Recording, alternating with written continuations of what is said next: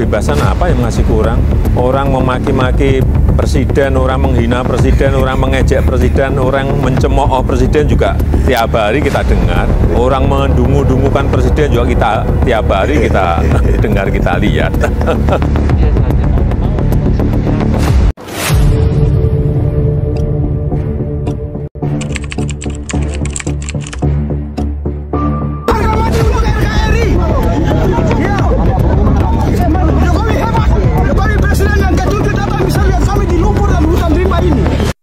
Di tengah serangan bertubi-tubi mulai dari tuduhan antek asing hingga yang terbaru sebagai presiden terkorup, Joko Widodo tetap mempertahankan ketenangannya.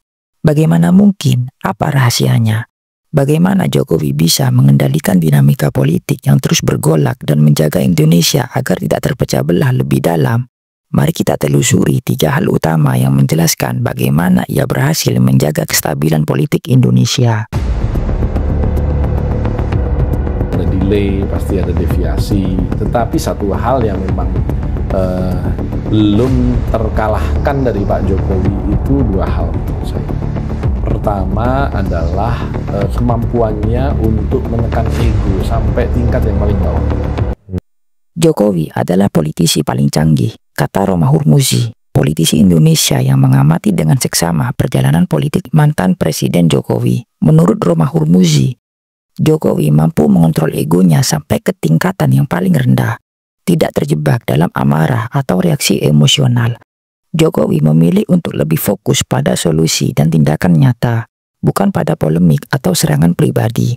Ini adalah alasan utama mengapa ia bisa bertahan menghadapi serangan yang tidak berkesudahan meskipun beliau sudah tidak menjadi Presiden Republik Indonesia.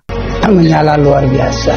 Nah, inilah perubahan-perubahan yang kita harapkan ke depan supaya apa yang diprogramkan oleh pusat, apa yang diminta oleh daerah perbatasan, kita sama-sama kerjasama cari solusi supaya bagaimana jalan terbaik untuk membangun perbatasan ini.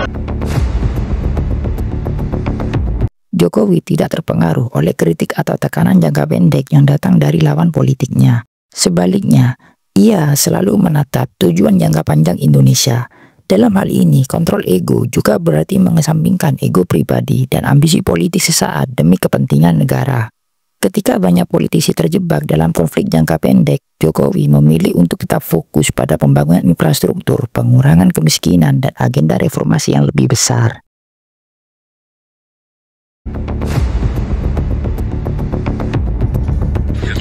Korup apa?